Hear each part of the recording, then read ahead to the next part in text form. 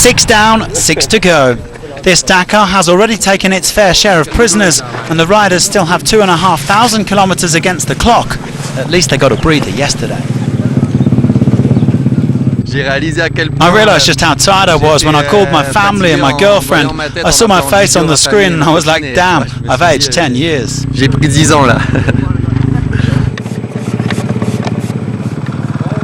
I'm feeling fresh as a daisy. We're going into the hard stuff with lots of kilometres. I'm happy to be here. I need to gain experience for future rallies. The two frontrunners know the key to this second week will be riding smart.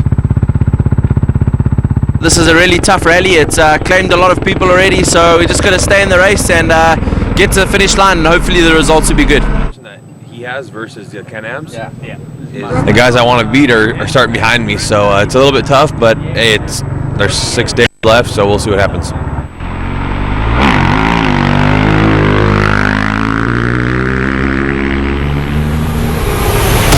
Well, this is what's happening today. A very long outing between Riyadh and Al Duwadimi, almost 900 kilometres to cover, including the liaison. It's the second longest stage since the rally came to Saudi Arabia, featuring canyons, fast tracks and dunes. There was also a lot of tricky navigation on the menu.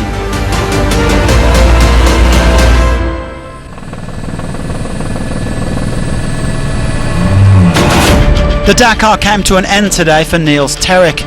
The Frenchman's riding for the Chinese factory team Kovi and began today 24th overall, but he was halted by mechanical issues, and the team have pledged full disclosure about what went wrong. They'll continue to improve their 450 rally, so watch this space.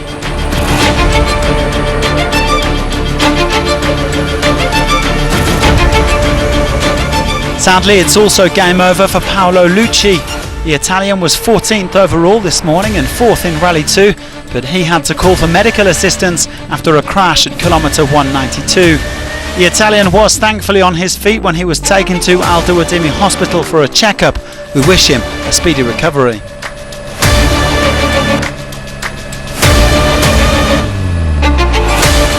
It was a good day for the defending Rally 2 champion Romain Dumontier. The Frenchman lost his overall lead to Jean-Louis Le Pont after running out of fuel in the empty quarter, but recovered it with a fine showing here despite 11 hours on the bike today. His only regret? Failing to outpace Mathieu Devez on the stage.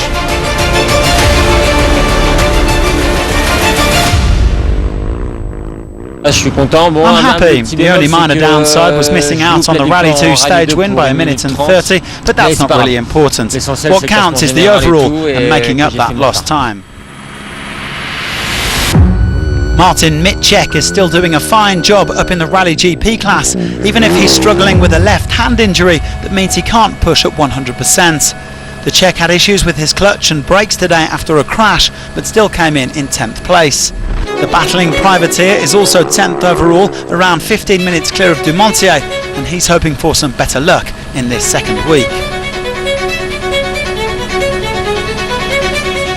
Just ahead of Mitchek in 9th overall is Stefan Zvitko. The Slovakian said it was a long and tough day with very tricky navigation, but despite 2 or 3 minor mistakes here and there, he finished the stage 7th fastest and was only 10 minutes down on the winner. Zvitko showing that he is very much at home among the factory riders.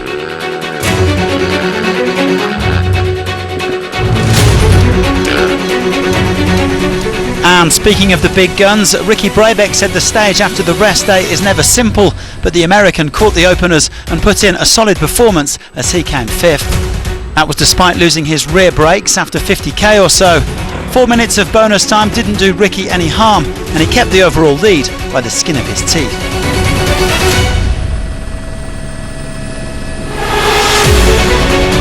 Ross Branch said this was another day that he would like to forget due to some early technical issues and some navigation mistakes. Results-wise though, it was a decent outing for the Kalahari Ferrari. He was 4th and gained 50 seconds on Brabeck.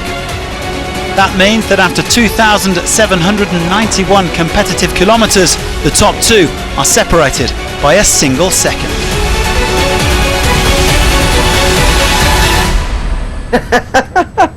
1 second, it's a lot now, you know. The 1 second is still a long way from the finish. so we gotta just make sure we're in the same place towards the end of the rally. That's the main thing.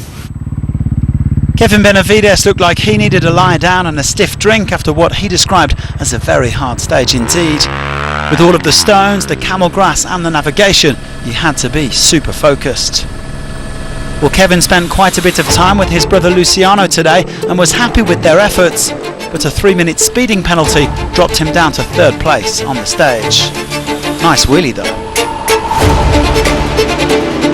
That pushed Luciano up to 2nd. The world champion agreed with most of his rivals that it was a really tough stage, but he actually felt better than he has done in recent outings. The Argentine has changed some settings on his Husqvarna and found a good flow today.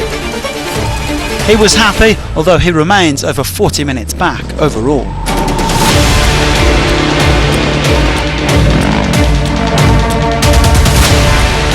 For the 3rd time on this Dakar, the stage honours went to Nacho Cornejo. Funnily enough, it's the 2nd time that he has won on the road to Alto Adimi after stage 2. The Chilean didn't actually have a very enjoyable day on the Honda, but still powered to the line over 3 minutes ahead of Luciano. He is back to within 7 minutes of the overall lead. I struggled a bit at the beginning with the bike after the rest day. I wasn't feeling 100%, I wasn't comfortable, but I said to myself I had to fight mentally. I had some silly small crashes, but in spite of that, we managed to do a good stage. A pesar de eso pudimos sacar adelante una buena etapa. Daniel Sanders, Toby Price and Adrian van Beveren all finished inside the top 10, although the latter lost nearly 13 minutes after opening the piste. So Cornejo goes ahead of VBA into 3rd overall, and just look at this, 1 solitary second is the difference between Brebeck and Branch at the top.